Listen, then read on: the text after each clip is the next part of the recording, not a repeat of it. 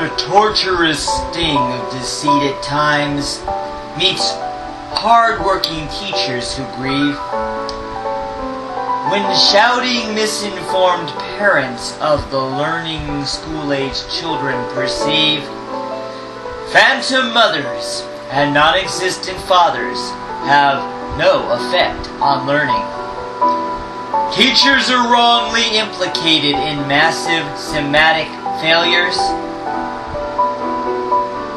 Then much of daft society blames it on the teachers who have tenure, leaving the aggressive impulse to keep the parental anger burning. Many of the hostile parents are known as finger pointers giving blame.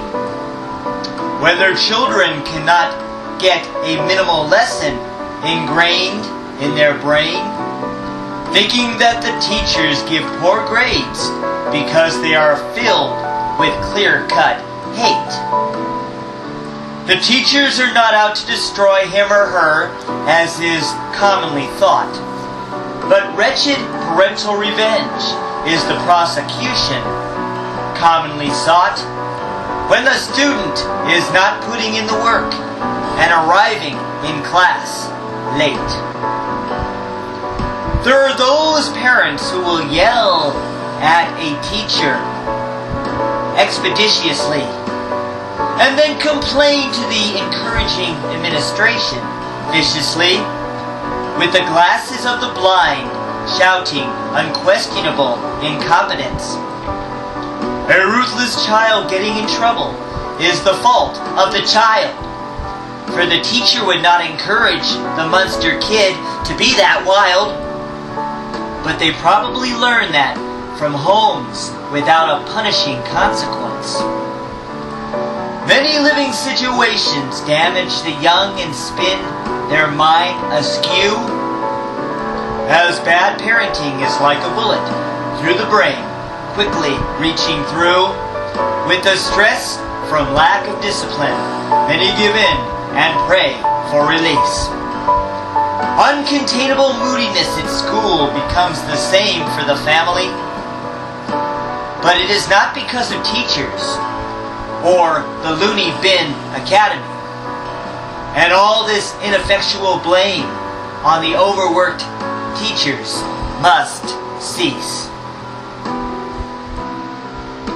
The lessons need to start at home on the importance of education, as the school misbehavior should be a parents-child confrontation instead of yelling at the teachers who are overworked and underpaid. There is a rational hostility as teachers become the scapegoat. When parents believe the lies of their children or an immoral misquote, spitefully eroding the most noble of professions as a crusade. Scapegoating teachers is big with policymakers and politicians, always saying they're not working hard enough to change the conditions, or noise that they are too greedy and not genuinely accountable.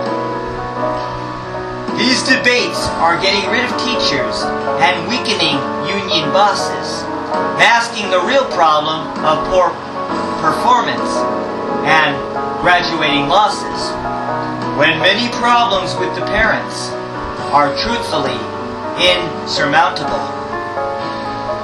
Many parents look at the low test scores and blame the teacher for the grade, harming the teaching profession as many parents go on a tirade, instead of being engaged citizens and helping their children succeed. By the time their children leave for school, the parent variables are set, and parents need accountability for poor choices that are a threat. Then no student ability instead of planting the denial seed.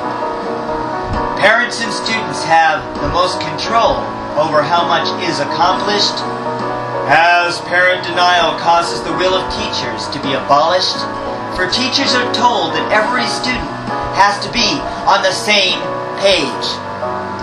Anti-teacher opinioned parents feel that they should not be amendable, and blaming teachers for failures in education is commendable, but parents have a choice to homeschool their children until they come of age.